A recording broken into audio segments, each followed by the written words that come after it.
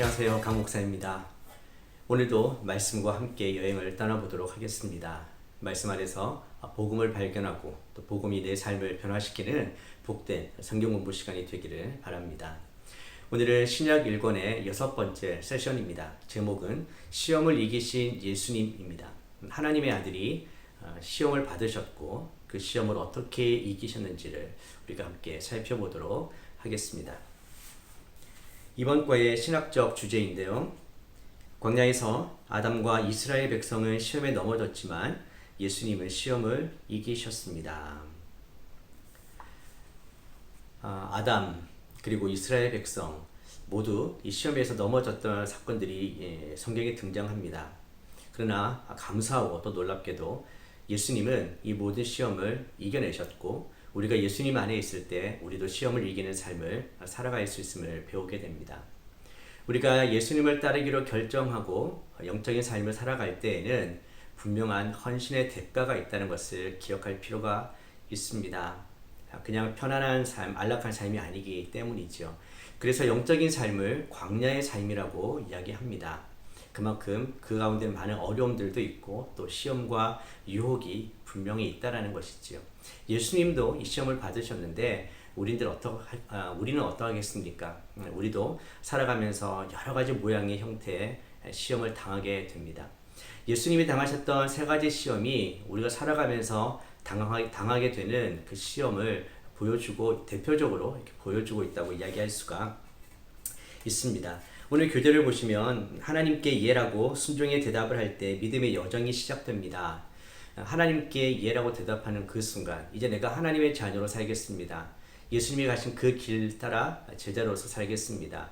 그 순간 이제 우리의 믿음의 여정이 시작되고 예수님이 당하셨던 어려움 또 유혹도 우리가 받게 되고 그러나 더 중요한 것은 그 가운데 주님과 함께라면 우리도 승리할 수 있다는 것입니다. 예수님의 광야 시험 이야기는 헌신에는 고난이 따른다는 중요한 가르침을 줍니다. 우리는 본능적으로 편안한 길 또는 지름길을 찾게 되어 있습니다. 그러나 신앙의 길은 지름길을 찾는 그런 여정이 아닙니다.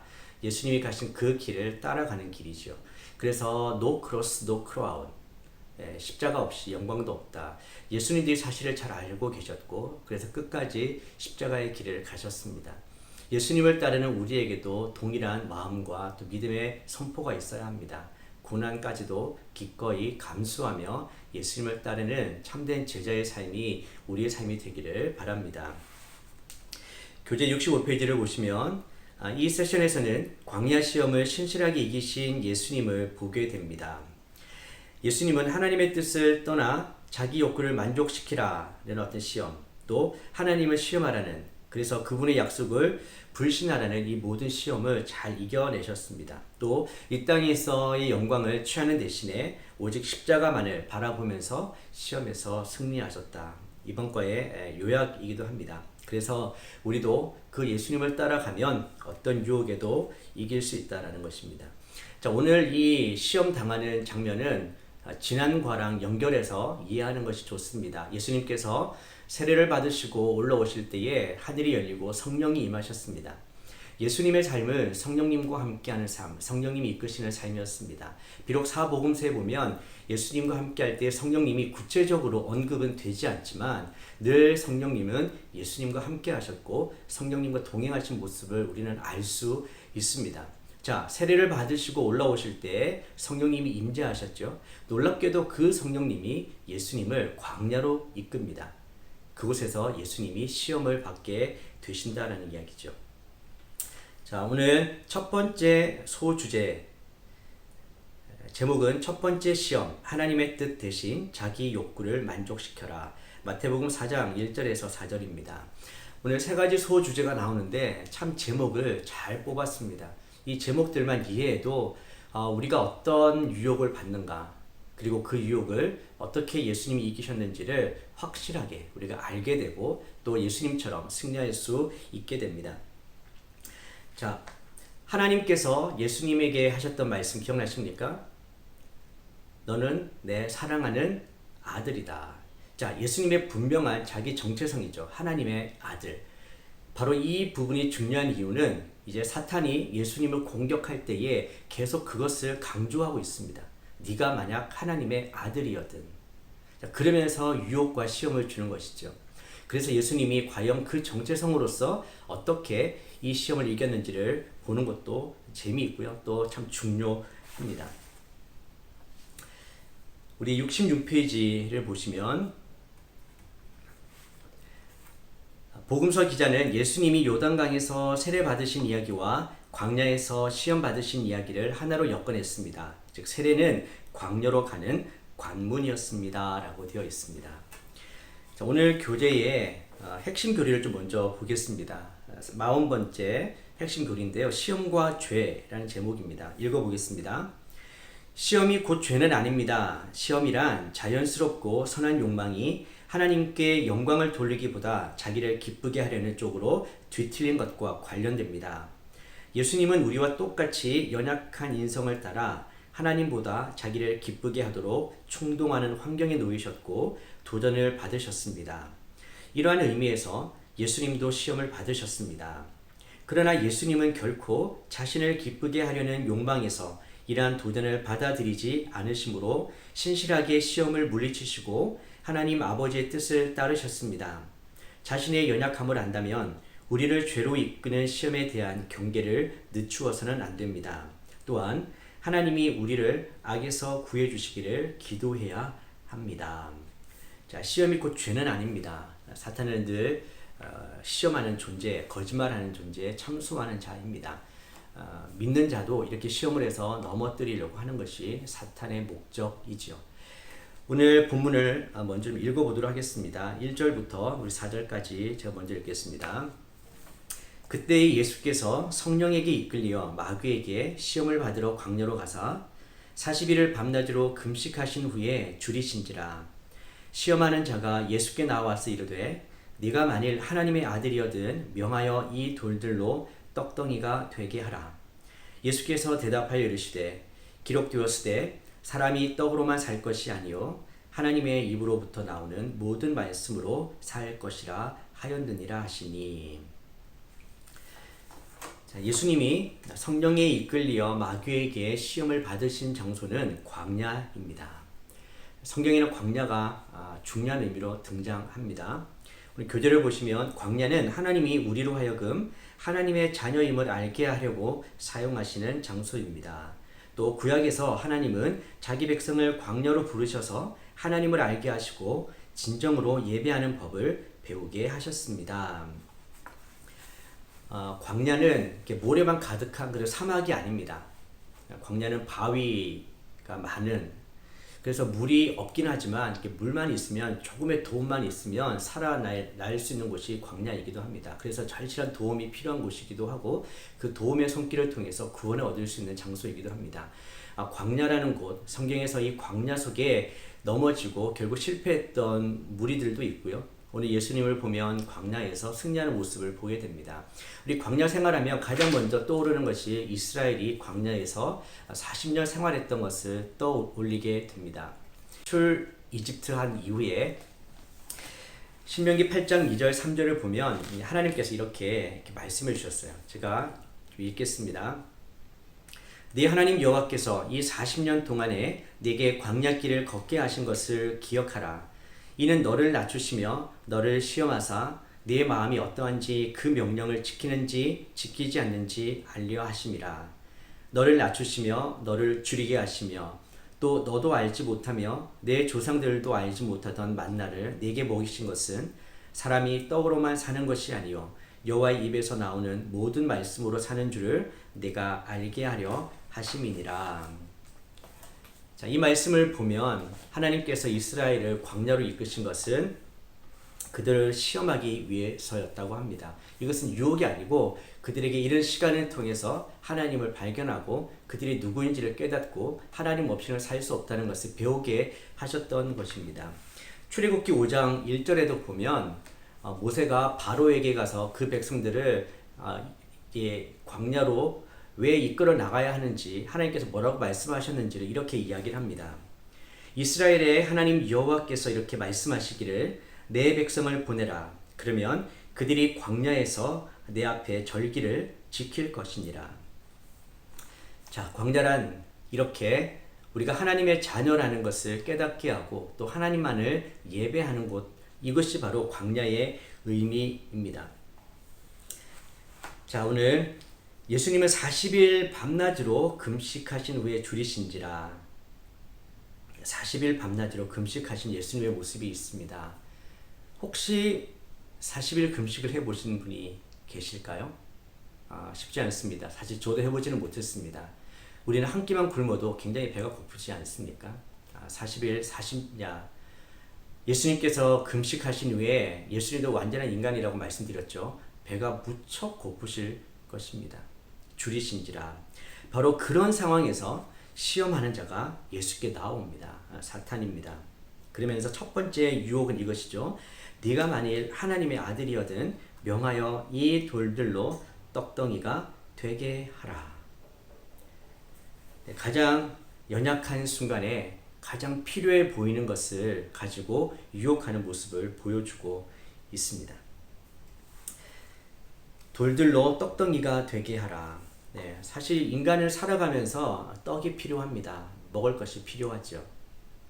어떻게 보면 당연한 질문이고 당연한 명령처럼 보입니다. 그렇지만 사탄의 유혹에는 겉으로 드러나지 않는 또 숨은 뜻이 있습니다. 사실 이것을 잘 파악해야 합니다. 그래야 그 유혹에 넘어가지 않게 되는 거죠. 여러분, 떡을 만드는 것, 이것이 죄입니까? 아니에요. 인간은 떡이 필요합니다. 예수님도 공생의 시절 보시면 오병이어 또 칠병이어의 기적을 베푸셨습니다. 사람들에게 먹을 것이 필요하다는 것을 아셨기 때문에 그들의 굶주림도 채워주셨습니다. 자, 그러면 오늘 사탄이 첫 번째 예수님에게 유혹하는 내용은 무엇입니까? 왜 돌들로 떡덩이가 되게 하라고 했을까요? 예수님은 그 사탄의 유혹의 깊은 의미를 이렇게 알고 계셨고 답을 하십니다. 4절 보시면 예수께서 대답하여 이르시되 기록되었으되 사람이 떡으로만 살 것이 아니요 하나님의 입으로부터 나오는 모든 말씀으로 살 것이라.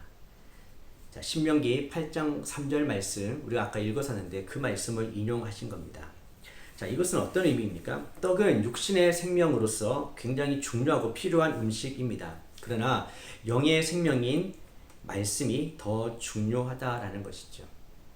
인간은 단순히 떡으로만 사는 존재가 아니라 하나님의 말씀을 먹어야 되고 하나님의 말씀이 더 우선한다라는 의미를 담고 있습니다. 예수님은 하나님의 아들이죠. 그에게는 배고픔도 해결해야 하지만 더 중요한 것은 그의 영이 하나님의 말씀으로 충분히 채워지고 기뻐하는 것입니다. 이런 의미에서 보면 40일 동안 금식하시면서 예수님은 하나님과의 친밀한 교제를 나누셨고 그 속에서 하나님으로부터 충분한 영적인 양식을 공급받으셨습니다. 인생의 중요한 것이 무엇이냐 하는 것이죠. 하나님께 순종하는 것이 잘 먹는 것보다 더 중요하다는 것입니다. 여러분, 우리는 늘 내 삶 속에 중요한 것들이 있습니다. 그것을 먼저 추구하게 되어 있죠. 오늘 첫 번째 제목이 무엇입니까? 하나님의 뜻 대신 자기 욕구를 만족시켜라. 하나님의 뜻이 있음에도 불구하고 그것이 우선순위에서 밀리게 되면 내가 원하는 것, 내 욕구가 먼저 드러나게 되어 있습니다.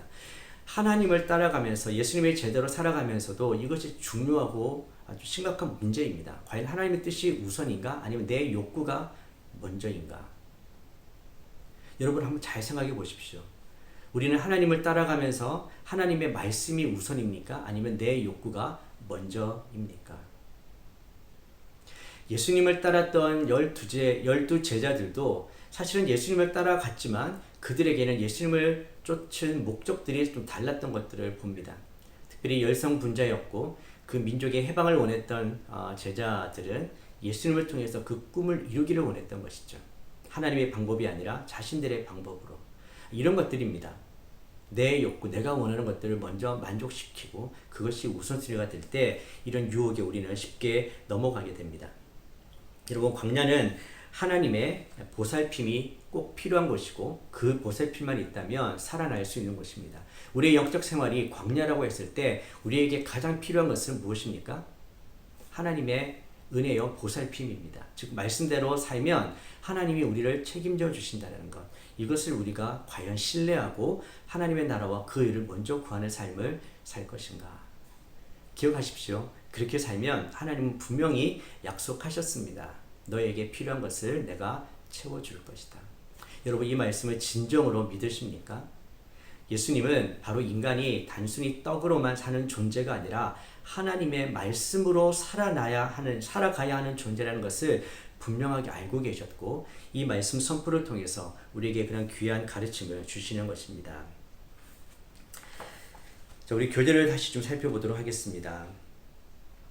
67페이지 이 밑에 쪽 보시면 예수님은 자신이 누구인지 아셨습니다. 예수님은 광야에서 굶주림으로 구걸하는 자가 아니라 성부 하나님의 말씀으로 기뻐하는 아들이십니다. 자, 아담과 하와가 등장하고 이스라엘이 등장합니다. 아담과 하와의 이야기를 우리가 잘 알죠. 하나님께서 모든 것이 풍성한 풍족한 에덴 동산에 주셨지만 그들은 하나님의 말씀에 순종하지 못했고 거기서 결국 쫓겨납니다. 추방당하는 것이죠. 자, 이스라엘도 광야에서 하나님께서 만나를 먹여주셨습니다. 또 메추라기도 주셨습니다. 물이 없을 때는 바위를 쳐서 물도 주셨습니다. 이렇게 늘 먹여주시고 그들을 보살펴 주셨지만 그들은 끊임없이 불평했습니다. 하나님의 말씀, 하나님을 신뢰하지 못했습니다.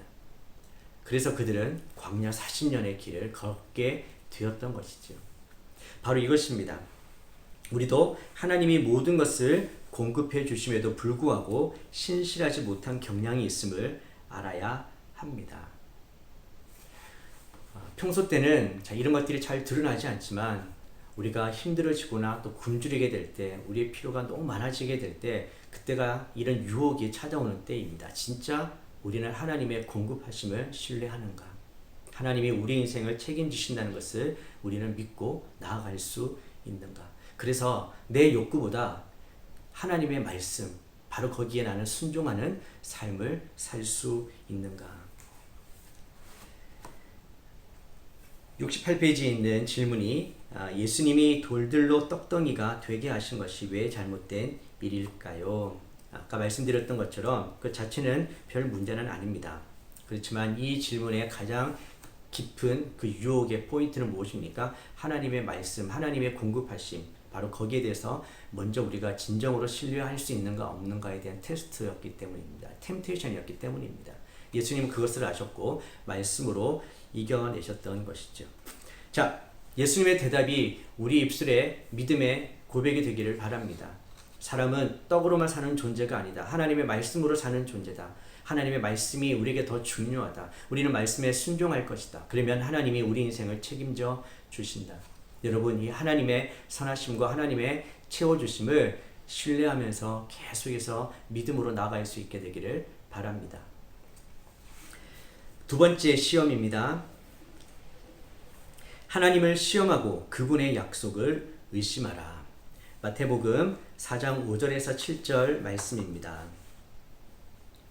이에 마귀가 예수를 거룩한 성으로 데려다가 성전 꼭대기에 세우고 이르되 네가 만일 하나님의 아들이거든 뛰어내리라.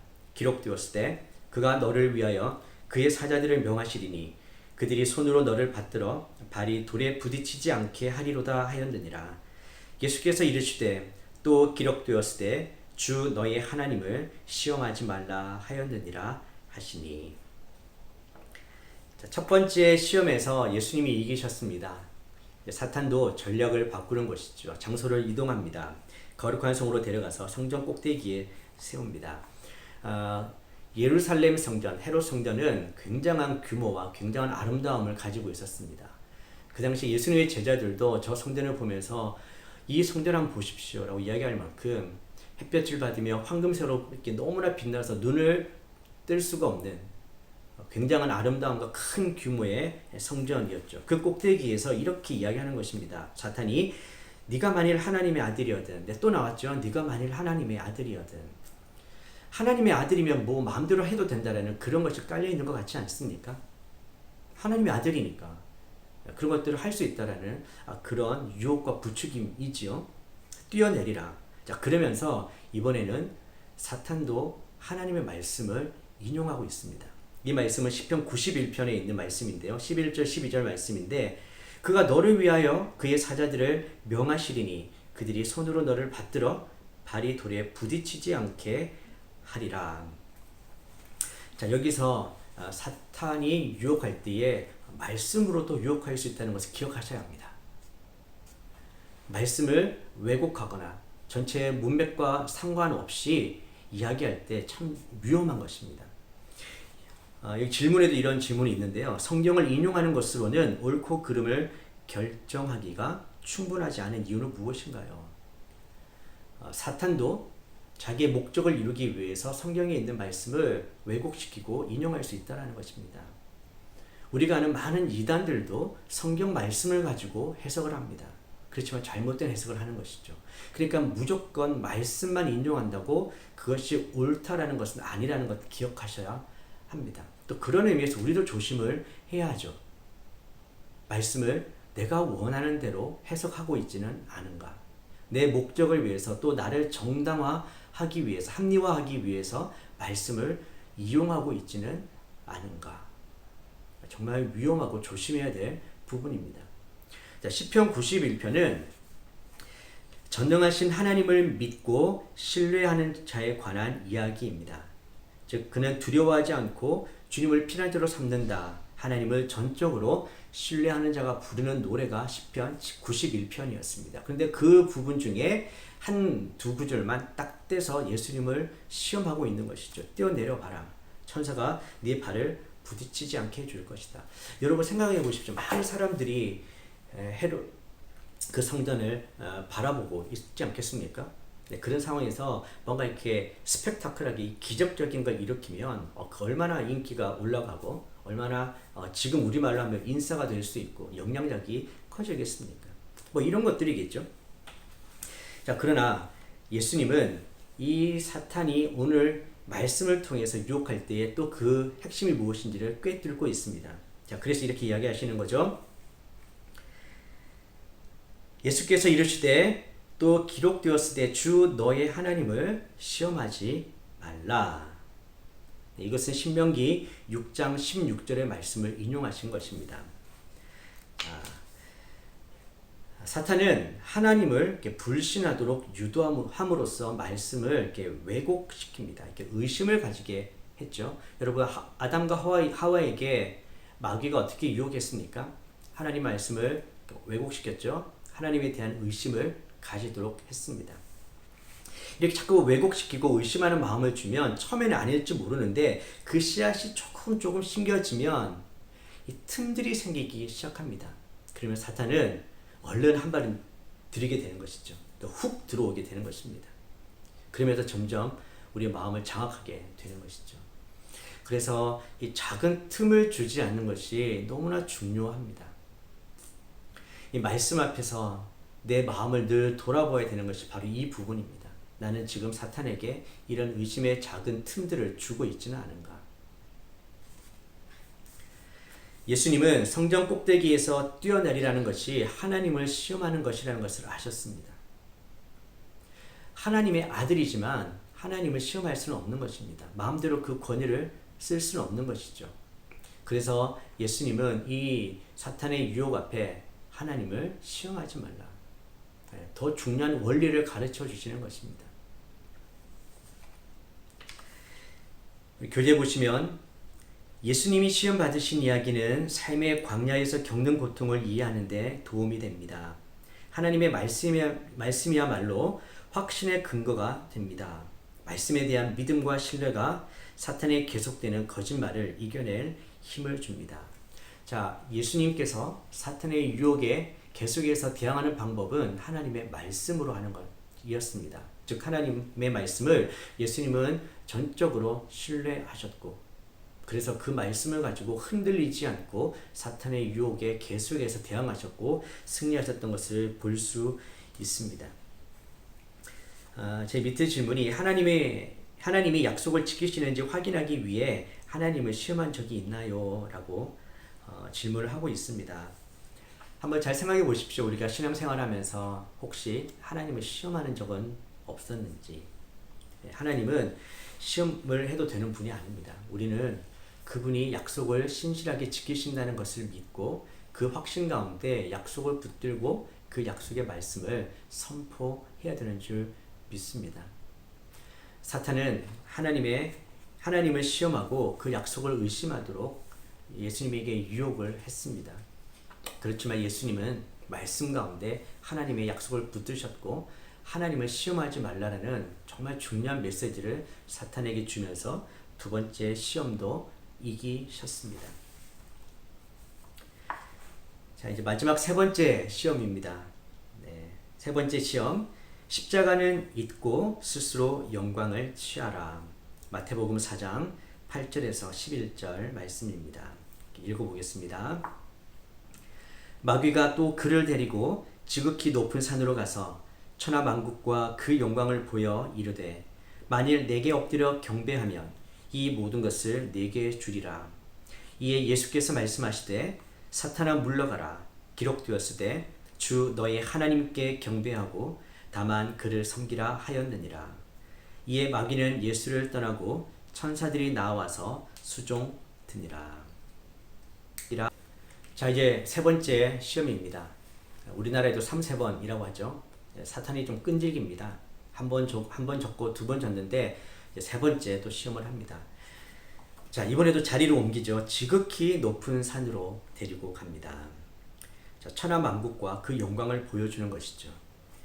자, 그러면서 이번에 하는 유혹이 뭐냐면 만일 내게 엎드려 경배하면 이 모든 것을 내게 주리라. 자, 나를 경배하라는 것이죠.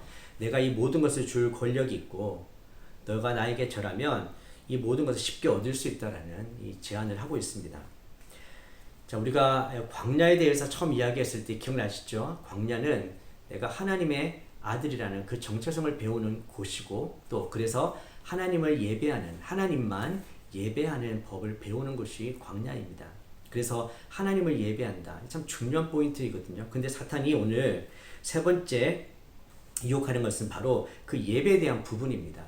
바로 나를 경배하라는 것이죠. 사탄을 경배하라는 것입니다. 자, 그러나 예수님은 분명히 하나님의 아들로서 하나님만을 예배해야 된다는 것을 누구보다도 잘 알고 계셨습니다. 예수님께서 이렇게 이야기하죠. 사탄아 물러가라. 기록되었으되 주 너의 하나님께 경배하고 다만 그를 섬기라. 그래서 신명기 6장 13절 말씀을 인용하신 것입니다. 자, 예수님은 이 땅에 오신 목적이 그 백성을 구원하는 것이었고요. 그 백성을 구원하기 위한 방법은 십자가를 지시는 것이었습니다. 십자가에서 죽으시고 부활하셔서 이 죄를 이기시고 사탄을 이기시는 것이었죠. 그러고 보면 사탄도 그것을 알고 있었습니다. 사실은 이때뿐만이 아니라 예수님의 공생애에서 중요한 시간마다 사탄은 등장을 합니다. 몇 번 더 등장을 하죠. 그리고 그때마다 예수님이 십자가를 지지 않도록 계속해서 유혹합니다. 여러 가지 방법으로, 여러 가지 사람들을 통해서. 오늘 보시면 예수를 떠나고라고 되어 있는데 누가복음 4장 13절에는 얼마 동안 떠났다고 이야기를 합니다. 그래서 그 얼마 동안 떠난 이후에 또 나타나서 이야기를 하고 또 나타나서 또 유혹을 하게 됩니다. 예수님께서 제자들에게 십자가에 대한 이야기를 합니다. 십자가의 고통과 죽음에 대한 이야기를 할 때에 베드로가 예수님을 꾸짖으면서 그렇게 이야기하지 않습니까? 그러면 안 됩니다. 그럴 때 예수님이 사탄아 내 뒤로 물러가라. 예수님의 십자가를 지지 못하게 했죠. 그리고 예수님께서 마지막 십자가에 달리셨을 때에도 네가 그리스도여든 내려와라. 너를 구원해보라. 끝까지 십자가를 지지 못하게 하는 것이 바로 사탄의 목적이었습니다. 예수님은 오신 목적을 분명히 아셨기에 지름길, 편한 길을 가는 것이 아니라 끝까지 십자가의 길을 가시려고 그분은 결정하셨고 바로 하나님께 순종하는 모습을 보이셨던 것입니다. 우리 교재 70페이지를 보시면 중간쯤에 십자가를 통해서 하나님 나라가 이루어지리라는 것을 예수님은 아셨습니다. 하나님 나라는 스스로 높아지는 데서가 아니라 스스로 희생하는 데서 세워질 것을 아셨습니다. 세상은 높아지려고 하지 않습니까? 누가 더 낮아지라고 이야기를 합니까? 하지만 다른 사람을 짓밟고라도 내가 더 높이 올라서는 것이 세상의 목적이기도 합니다. 영광을 추구하는 것이죠. 자신의 영광, 자기의 이익. 그러나 예수님의 길은 정반대입니다. 하나님 나라의 삶은 정반대입니다. 낮아지는 것이죠. 스스로 영광을 취하는 것이 아니라 나보다 남을 낮게 여기는 것이 바로 하나님 나라 백성의 삶의 모습입니다. 자, 이런 의미에서 세상과는 너무나 다른 삶의 방식이고, 그렇기 때문에 예수님이 하나님 나라를 선포하셨을 때에 어쩌면 가난한 자들, 낮은 자들은 그 말씀을 너무나 좋아했을지 모르겠습니다. 예수님은 하나님의 아들이시지만 인간의 모습까지 낮아지셨고 끝까지 순종하시면서 십자가에 낮아지심으로 모범을 보여주셨습니다. 바로 그것이 하나님이 원하시는 삶이었고 하나님의 목적을 이루시는 삶이었고, 우리에게도 그 십자가의 길을 따라오라고 이야기하셨습니다. 그러니까 제일 처음에 이 서론에서 이야기했을 때에 하나님의 그 부르심 앞에 우리가 예스라고 대답했을 때가 분명히 있습니다. 나는 이제 세상을 좇지 않고 하나님을 따라가겠습니다. 예수님이 가신 그 길을 가겠습니다. 이것은 바로 헌신입니다. 내가 가진 모든 것들을 나도 다 가지면서, 내가 누릴 것 다 누리면서 나도 예수님만을 하나의 액세서리처럼 더 가지는 것이 아니라 예수님이 우리의 모든 것이기 때문에 우리는 고난까지도 감수하면서 온전한 헌신의 삶을 사는 것이죠. 자, 이렇게 삶을 살아가야 하는데 영적인 삶은 광야와도 같기 때문에 이런 예수님께서 광야에서 겪으셨던 이런 시험들이 우리에게도 다가온다라는 것입니다. 한번 통과했다고 끝나는 것이 아니라 예수님도 얼마 동안 떠났지만 또 중요한 순간에는 또 유혹이 찾아오는 것입니다. 우리의 인생도 마찬가지죠. 우리가 하나님 앞에 더 헌신하고 더 나아가기를 원하고 더 말씀 가운데 살려고 하고, 그러면 그럴수록 어쩌면 사탄도 우리를 더 유혹하며 넘어뜨리려고 할지 모르겠습니다. 그러나 우리가 여기서 기억해야 될 것은 예수님이 하나님에 대한 신뢰로, 그 말씀에 대한 신뢰로 승리하셨던 것처럼 우리도 그 방법으로 신뢰할 수 있다라는 것입니다. 우리 교재 71페이지를 보겠습니다. 중간쯤에 사탄의 궁극적인 목적은 오직 하나님만이 받으셔야 할 경배와 영광을 가로채는 것입니다. 오직 하나님의 말씀에 의지하고 그리스도 안에서 새롭게 된 정체성을 신뢰해야만 승리할 수 있습니다. 자, 그리스도 안에서 새롭게 된 정체성. 우리는 예수 그리스도 안에서 하나님의 자녀입니다. 늘 이것을 기억해야 됩니다. 우리에게는 하늘 아버지가 계시는 거예요. 그분은 우리의 아버지이시기 때문에 우리를 고아와 같이 내버려 두지 않으십니다. 그분은 우리와 늘 함께 하시면서 우리를 보호하시고 지켜주시고 또 먹여주시고 인도해 주시는 분입니다. 우리는 그 하나님의 말씀과 하나님의 약속을 신뢰합니다. 그렇기 때문에 어떠한 상황에서도 나는 하나님의 자녀라는 것, 그것을 기억하고 있을 때 우리는 이 유혹 가운데서 흔들리거나 넘어지지 않고 우리도 승리할 수가 있다는 것을 기억하십시오. 요한 1서에 보면 우리가 이 세상에서 당하는 시험을 이렇게 정리를 좀 해주고 있습니다. 요한 1서 2장 16절 말씀입니다. 이는 세상에 있는 모든 것이 육신의 정욕과 안목의 정욕과 이생의 자랑이니 다 아버지께로부터 온 것이 아니요 세상으로부터 온 것이라. 우리가 잘 아는 것처럼 육신의 정욕, 안목의 정욕, 이생의 자랑. 하와가 사탄에게 넘어갈 때도 선을 알게 하는 그 나무의 열매를 보고 이렇게 넘어졌죠. 먹음직스럽고 보암직스럽고 지혜롭게 할 만큼 탐스럽고. 바로 이런 유혹들이 우리에게 끊임없이 다가옵니다. 우리도 살아가면서 우리 육신의 정욕을 추구할 때가 많고 안목의 정욕을 따라 살 때도 많고 또 이생의 자랑을 할 때도 너무나 많습니다. 이것들은 하나님께로부터 온 것이 아니라 바로 사탄이 우리를 유혹하는 것입니다. 그렇기 때문에 이제 사탄이 어떤 식으로 우리를 공격하고 우리를 넘어뜨리려고 하는지를 안다면 우리는 이제 방법을 알기 때문에 이길 수 있는 것이지요. 지피지기면 백전백승이라. 그런데 사실 돌아보면 우리는 자주 넘어지잖아요. 아는데 넘어지는 것이죠. 그러니까 준비를 좀 하고 있어야 합니다. 우리의 이 광야 생활에 이런 전투가 있구나, 영적인 전쟁이 있다는 것을 늘 기억해야 합니다. 그렇기 때문에 이런 유혹에 넘어지지 않기 위해서는 우리도 늘 준비를 하고 또 영적인 무장을 하고 나아가야 하는 것입니다. 즉 하나님의 전신 갑주를 입고 나아가야 하는 것입니다. 오늘 우리가 이 성경 공부를 통해서 우리 삶의 영적 무장이 어떤지를 한번 돌아보십시오. 나는 정말 이 사탄의 공격 앞에 어떤 식으로 대항하고 있는가? 속수무책인가? 아니면 우리가 하나님의 전신 갑주를 입고 이 성령의 검을 가지고 말씀을 가지고 우리는 그를 이기고 있는가? 오늘 이 시간 성경 공부하는 모든 분들을 축복합니다. 성령의 검 하나님의 말씀으로 사탄의 모든 유혹과 괴계를 물리치는 귀한 성도님들 되시기를 축복합니다. 우리의 힘과 능력이 아니라 바로 이 말씀의 능력으로 우리는 승리할 수 있습니다. 예수님이 승리할 수 있다는 모범을 보여주셨고 우리도 예수님을 따라하면 승리할 수가 있습니다. 자, 72페이지의 결론입니다. 자, 광야의 시험. 이것은 하나님께 순종하고자 열방하는 그리스도인들을 위한 전투입니다. 그렇죠? 우리가 더 순종하고자 열망할수록 이 전쟁은 더 격렬해질 수 있습니다. 그러나 너무 두려워하지 마십시오. 이미 우리는 이긴 승리의 싸움을 하고 있는 것입니다. 그래서 용기를 가지십시오. 두려워하지 마십시오. 말씀을 주야로 묵상하십시오. 그 가운데 기록한 대로 지켜 행하십시오. 그러면 성경에서 하나님의 백성들이 경험했던 그 승리의 경험이 우리의 것이 될 줄 믿습니다. 광야에서 예수님의 승리는 세상을 위해 십자가에서 성취하실 승리의 맛보기라 하는 점에서 중요합니다. 네, 결국 십자가는 실패처럼 보이지만 예수님의 궁극적인 승리를 보여주시는 것이지요. 자, 예수님의 승리가 나의 것이 될 수 있다는 점을 깨닫지 못했다면 이 이야기를 제대로 이해했다고 할 수 없습니다. 그렇습니다. 우리가 비록 쉽게 또 자주 넘어지는 연약한 존재이긴 하지만 우리는 승리하신 예수님을 대장으로 모시고 따라가는 군대가 아니겠습니까? 그렇기 때문에 주님만 바라보십시오. 주님이 하신 대로 따라하십시오.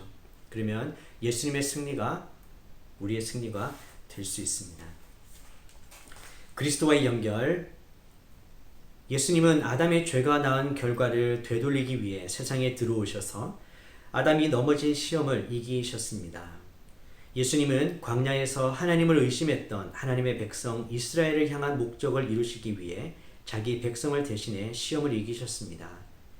예수님은 시험을 이기심으로써 구세주로서 십자가에서 죄를 정복하실 것입니다. 아멘. 73페이지에 하나님의 계획 우리의 사명입니다. 하나님은 우리에게 우리를 대신해 시험을 이기신 그리스도로 말미암은 우리 정체성을 믿음으로써 유혹을 물리치라고 말씀하십니다. 첫 번째 질문입니다. 유혹을 물리치고 하나님의 말씀이라는 영적 양식을 바라는 성숙한 믿음으로 나아가려면 어떻게 해야 할까요? 일단 우리 인간은 영과 육과 혼으로 구성되어진 그러한 존재라는 것을 기억해야 합니다. 그렇기 때문에 단순히 육체적인 체험으로만 우리의 모든 것이 채워지지 않는다는 것. 우리가 진정으로 균형 잡히게 성장하기 위해서는 육체적인 것도 참 중요합니다. 물질적인 것도 중요합니다. 그러나 영적인 공급도 분명히 필요하고 어쩌면 더 중요하다는 것을 우리가 기억해야 합니다. 그리고 하나님의 말씀이 영의 양식을 먹으면서 우리가 얼마나 배부르고 그 속에서 우리가 정말 자라간다는 것을 깨닫게 되면 점점 더 우리는 그것을 사모하게 되고 더 많이 먹을 수 있지 않겠습니까? 처음에는 어떻게 어린아이일 때는 사실 이유식과 같은 말씀 정말 이렇게 어려운 말씀들을 먹기는 힘들지만 그러나 점점 우리가 그 말씀을 읽다 보면 우리가 이제 꼭꼭 씹어서 자기의 것으로 먹고 그것이 우리 몸의 영양분이 되어서 우리가 더 성장하는 자로 살아갈 수가 있게 됩니다. 작은 말씀 하나라도 정말 그 말씀을 신뢰하면서 하나님의 약속이 이루어지는 것을 경험해 보십시오.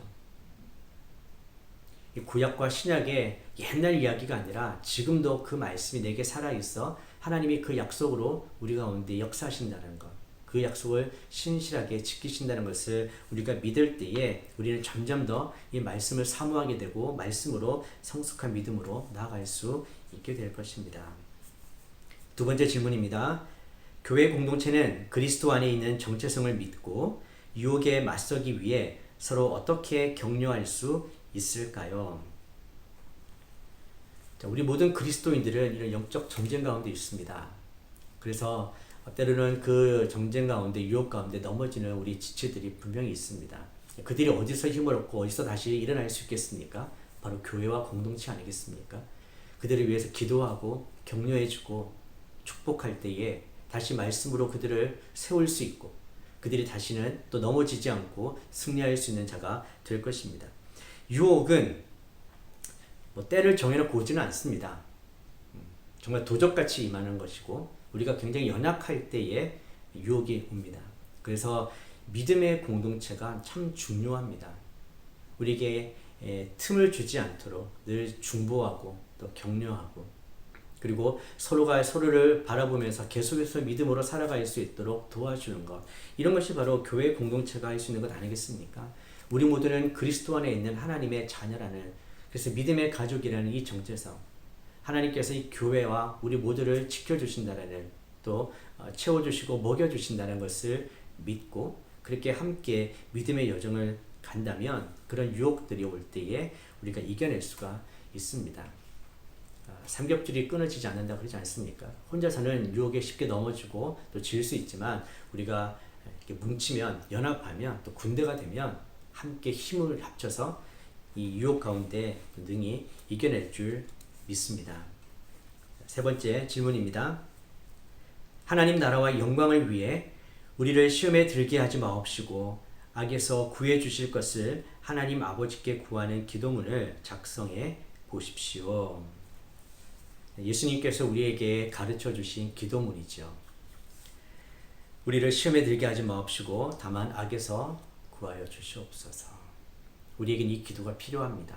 우리는 영적 세계를 인정하고 또 영적인 사탄의 존재도 인정합니다.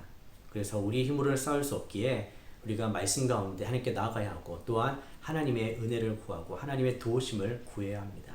하나님, 우리로 하여금 시험에 들게 하지 말아 주십시오. 도와주십시오. 우리를 모든 악에서 구해 주십시오. 예수님은 우리의 구원자이십니다.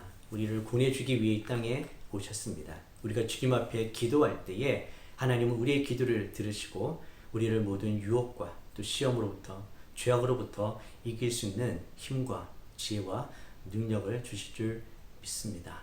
그래서 우리가 믿음으로 기도하고 또 믿음으로 말씀을 선포하고 예수님처럼 승리하는 그리스도인으로 살아갈 수 있게 되기를 바랍니다.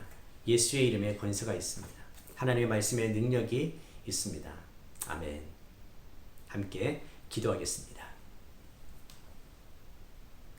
하나님 아버지, 예수님이 광야에서 당하신 세 가지 시험을 바라봅니다. 이 시험은 우리에게도 믿음의 여정을 살아갈 때 동일하게 닥치는 시험입니다. 내 욕구보다 하나님의 뜻을 먼저 구할 것인가?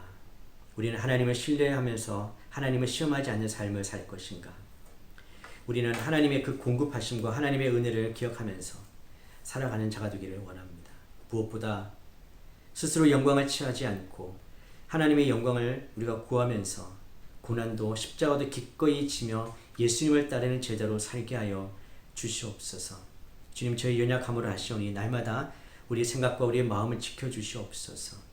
죄에 빠지지 않도록, 유혹에 빠지지 않도록 늘 지켜주시옵소서. 저희도 날마다 하나님의 전신갑주를 입고 이 영적 전쟁에서 승리하는 하나님의 자녀가 되겠습니다. 주님, 늘 동행하여 주시고 우리와 함께하여 주시옵소서. 예수님의 이름으로 기도드립니다. 아멘.